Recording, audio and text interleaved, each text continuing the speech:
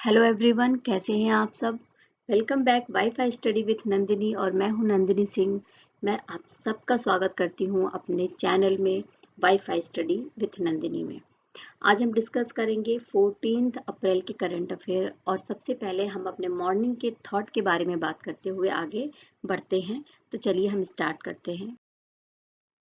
सोच का ही फर्क होता है, वरना समस्याएं आपको कमजोर नहीं बल्कि मजबूत बनाने के लिए आती हैं। यानी समस्याओं में उलझकर अपना समय बर्बाद ना करें, समस्याओं से ना उलझें। समस्याओं को किस तरीके से, अपनी प्रॉब्लम को किस तरीके से फेस कर सकते हैं, कौन से तरीके निकाल सकते हैं, उन तरीकों से उलझें। और निश्चित ही उस जो समस्याएं आती हैं, प्रॉब्लम्स आती हैं, वो आपको स्ट्रांग बनाती हैं, आपको कमजोर नहीं बनाती हैं। अगर आपने अपनी प्रॉब्लम्स को फेस किया और उसे आगे बढ़ गए, उसको सुलझा लिया, तो आप मजबूत बनकर निखर कर सामने आएंगे। इसी विचारधारा के साथ में मैं स्टार्ट करूंगी आज की अपनी क्लास को। जैसा कि हम सबको बहुत अच्छे से पता है कि हर साल 14 अप्रैल को डॉक्टर भीमराव अंबेडकर जी का बर्थडे हम सेलिब्रेट करते हैं, यानी उनकी जो जयंती है, बर्थ एनिवर्सरी है, हम उसको सेलिब्रेट करते हैं। तो आज का दिन यानी 14 अप्रैल का दिन डॉक्टर अंबेडकर जी की जयंती के रूप में मनाया जाएगा। और 2023 में उनकी ये जो जयंती है, बर्थ एनिवर्सरी है, वो 132 नंबर की बर्थ एनिवर्सरी है।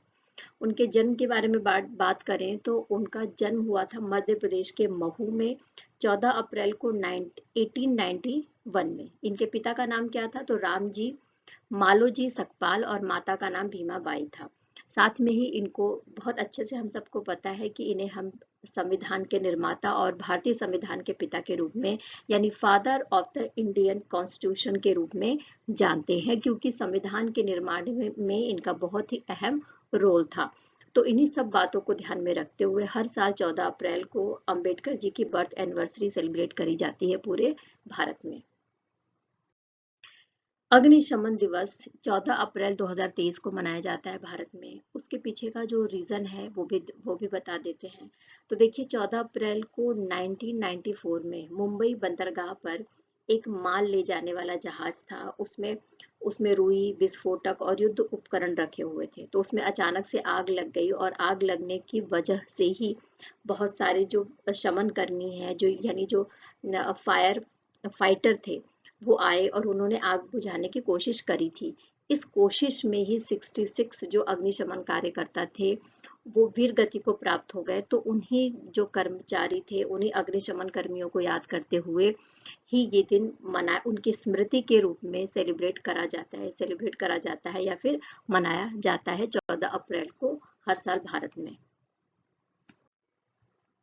अब हम बात कर रहे हैं यूपी के सुहेलवा वाइल्ड लाइफ सेंचुरी के बारे में, जहां पर पहली बार बाघों का पहला फोटोग्राफिक प्रमाण दर्ज कराया गया है।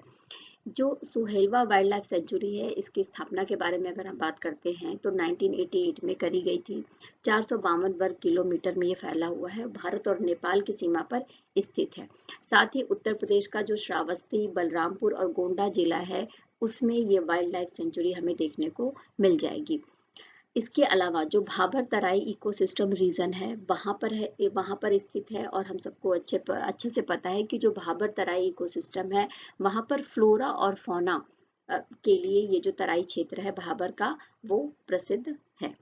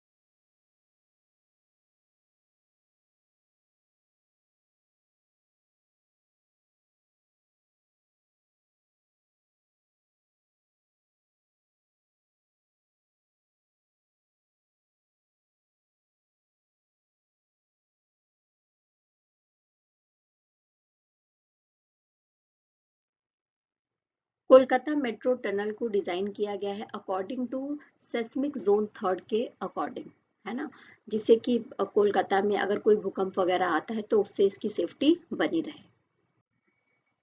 देखिए, हम सबको बहुत अच्छे से पता है और हमने कई बार पढ़ा हुआ होगा कि भारत में पहली बार जो मेट्रो ट्रेन बनी थी या मेट्रो चलाई गई थी वो कोलकाता में चलाई गई थी।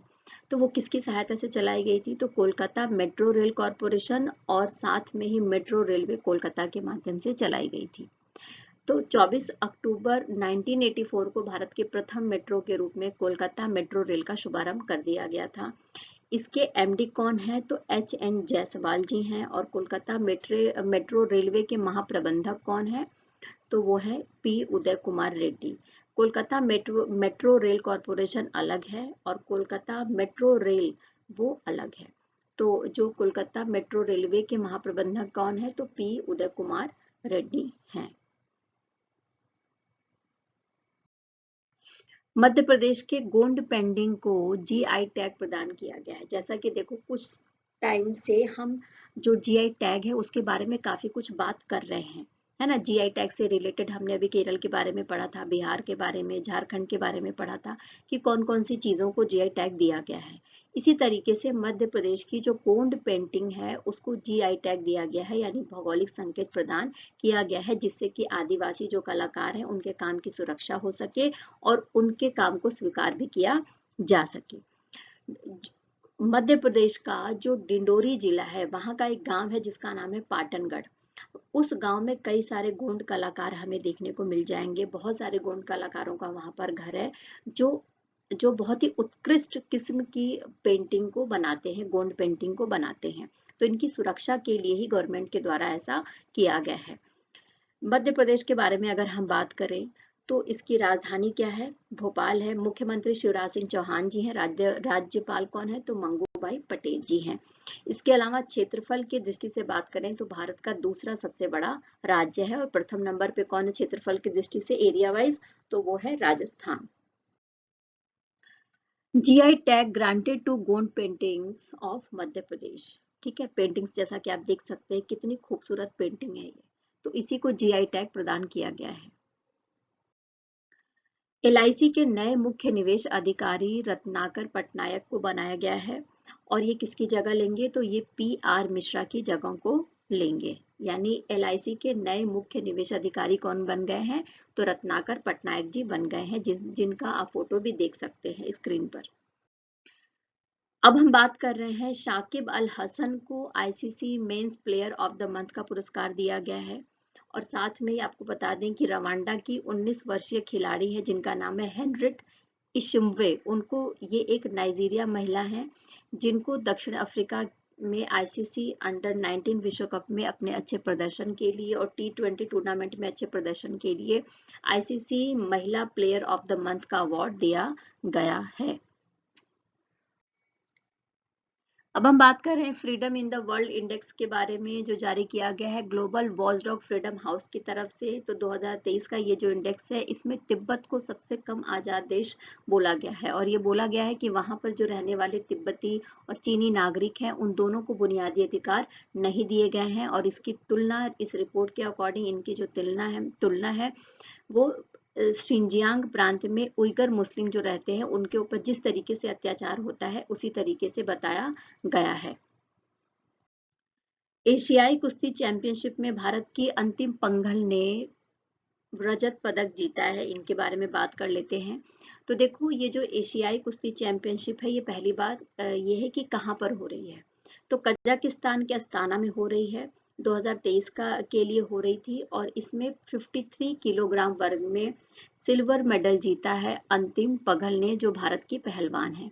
इसके अलावा ब्रॉन्ज मेडल भी जीता गया है भारत के जो पहलवान है उनके द्वारा। अंशु मलिक हैं, सोनम मलिक है, मनीषा है और रितिका है। इन्होंने अलग अलग किलोग्राम में अलग अलग जो किलोग्राम की जो कैटेगरी होती है उसमें इन्होंने कांस्य पदक जीता है और अंतिम पघल ने सिल्वर मेडल जीता है एशियाई कुश्ती चैंपियनशिप में।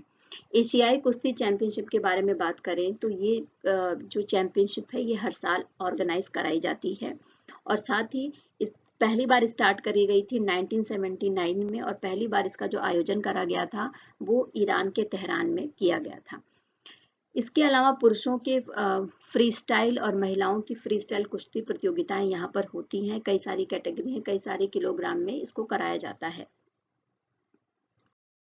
अच्छा, इसके अलावा ये जो चैंपियनशिप है 1984 में पॉलिटिकल रीजन की वजह से नहीं हो पाई थी और 2020 में कोविड-19 की वजह से जो पेंडेमिक आया था उसकी वजह से कैंसिल कर दी गई थी। इसके अलावा ये जो चैंपियनशिप है यानी एशियाई जो चैंपियनशिप है ये हर साल कराई जाती है। यहाँ पर हम बात कर रहे हैं एक बुक के बारे में जिस बुक का नाम है courting India England Mughal India and the origin of empire. ये बुक लिखी गई है लिवरपूल विश्वविद्यालय की अंग्रेजी साहित्य की प्रोफेसर हैं जिनका नाम है नंदिनी दास, उनके द्वारा लिखी गई है। इसमें इस बुक में स्पेशली इंग्लैंड और मुगल भारत के बीच में जो सांस्कृतिक और साहित्यिक आदान प्रदान हुआ था उसके बारे में लिखा गया है। साथ में ही जो स्पेशली जो टाइम पीरियड इसमें लिखा गया है या जिस पर फोकस की गई है ये बुक, वो 1615 में जब भारत में मुगल सम्राट जहांगीर का दरबार था, यानी जब मुगल सम्राट जहांगीर का टाइम पीरियड चल रहा था उस समय अंग्रेजी राजदूत जिनका नाम था थॉमस रो, ये 4 साल के मिशन पर आए थे भारत में और इस टाइम पीरियड को इस बुक में अच्छे से लिखा गया है।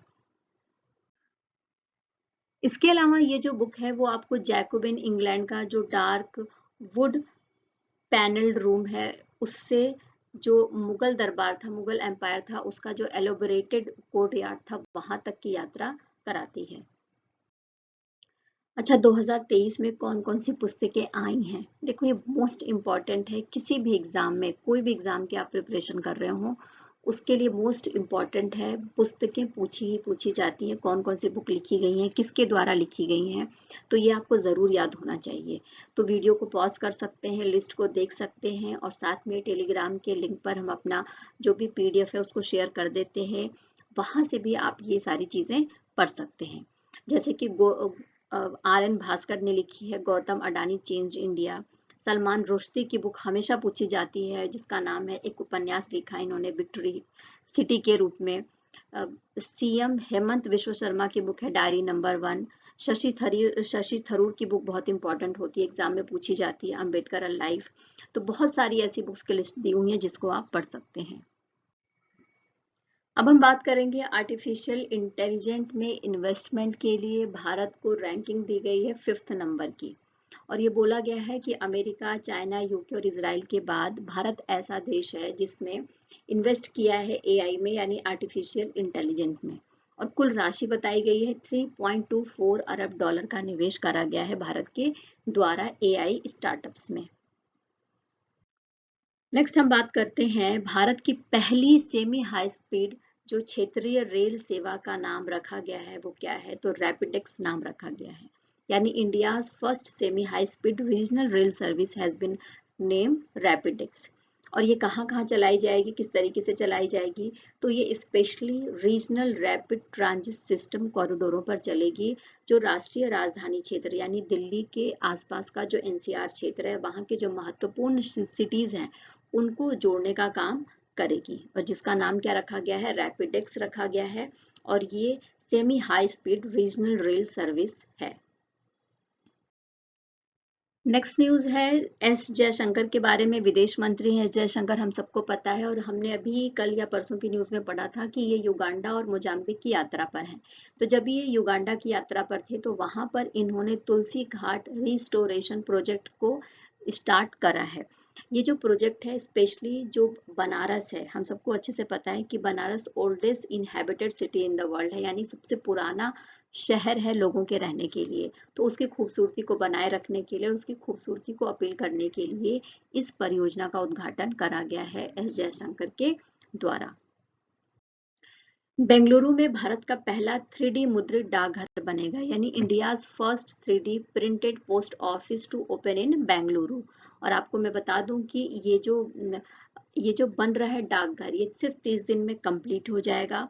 साथ ही 1100 वर्ग फुट पर बनेगा और 23 लाख रुपए सिर्फ इन्वेस्ट होंगे, यानी 23 लाख रुपए की लागत आएगी इसको बनाने में, यानी 3D मुद्रित डाकघर को बनाने में।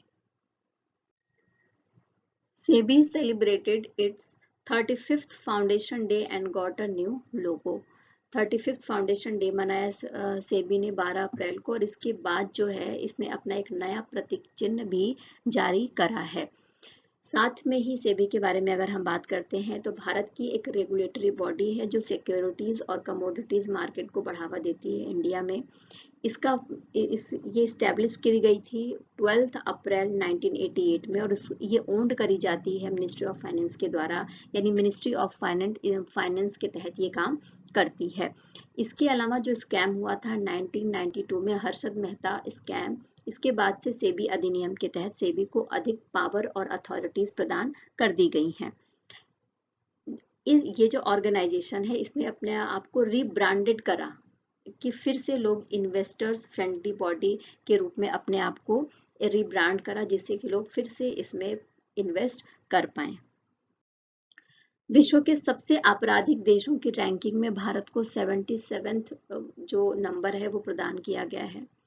World of statistics release the ranking world most criminal countries, ठीक है ना, यानी जो वर्ल्ड ऑफ स्टैटिस्टिक्स है उसने ये रिलीज करी है रैंकिंग, और उसमें भारत को 77th नंबर पर रखा गया है।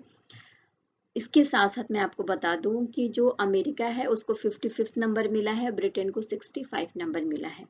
135 देशों की लिस्ट है जिसमें सबसे कम अपराध कहाँ पर होते हैं, जापान में होते हैं। जापान को 135th नंबर दिया गया है, और इस रैंकिंग के अनुसार यानी मोस्ट क्रिमिनल कंट्रीज की जो रैंकिंग है उसमें फर्स्ट नंबर पर है वेनेजुएला, सेकेंड नंबर पर है पापुआ न्यू गिनी, और थर्ड नंबर पर है दक्षिणी अफ्रीका। जो G20 की बैठक के तहत ही जो वुमेन 20 है यानी महिला 20 है, इसकी बैठक 13 अप्रैल को राजस्थान के जयपुर में कराई जाएगी। स्पेशली महिलाओं के आर्थिक सशक्तिकरण के ऊपर और लैंगिक असमानता के ऊपर बात करी जाएगी। इसमें इस बैठक में 18 G20 देशों की 120 महिला नेताओं ने भाग लिया है। World's first death from H3N8 bird flu in China, ऐसा बताया गया है WHO के द्वारा यानी विश्व स्वास्थ्य संगठन की रिपोर्ट में, और बोला गया है कि चाइना का जो साउथ प्रांत वाला जो पार्ट है जिसका नाम है गुआंगडोंग, वहां पर एक महिला जिसकी उम्र 56 वर्ष थी उसका बर्ड फ्लू से डेथ हो गया है, और ये जो बर्ड फ्लू था वो H3N8 था। अब हम बात कर रहे हैं डॉक्टर जफरुल्ला चौधरी के बारे में, जिनका निधन हो गया है 13 अप्रैल को ढाका में। ये 81 वर्ष के थे। अच्छा, ये इम्पोर्टेंट पर्सन इसलिए हैं क्योंकि बांग्लादेश में सार्वजनिक स्वास्थ्य कार्यकर्ता थे और एक वैस्कुलर सर्जन थे। इन्होंने बांग्लादेश में उन लोगों को जो वंचित थे, जो गरीब थे, जो उपचार की रकम नहीं अदा कर सकते थे, उनके लिए उपचार प्रदान किया, और इसके लिए इन्होंने एक केंद्र खोला जिसका नाम था गोनोसथय केंद्र सेंटर खोला, और ये सेंटर कब खोला गया था 1972 में। ये इम्पोर्टेंट पर्सन इसलिए हैं क्योंकि इनको अंतर्राष्ट्रीय प्रशंसा मिली थी, और 1985 में इनको रोमन मैग्सेसे अवार्ड मिला गया था 1985 में। इसके अलावा 1992 में इनको राइट लाइवलीहुड अवार्ड दिया गया था, और बांग्लादेश का जो हाईएस्ट सिविलियन अवार्ड है वो भी इनको प्रदान किया गया था 1977 में, जिसका नाम है फ्रीडम अवार्ड। इस सेशन में इतना ही साथियों, फिर कल मुलाकात होगी 15/4 के करंट अफेयर के साथ में, इसी प्लेटफॉर्म पर, इसी जगह पर। मेरे हौसला अफजाई के लिए आपका तहे दिल से शुक्रिया, मेरे साथ बने रहिए, और आप अगर कोई लाइक करते हैं, कमेंट करते हैं, शेयर करते हैं तो इससे मेरा हौसला बढ़ता है और मुझे और काम करने की हिम्मत आती है। तो मेरा हिम्मत बढ़ाते रहिए, और इसी तरीके से मैं आपके लिए रोज करंट अफेयर की क्लास को लेकर आऊँगी।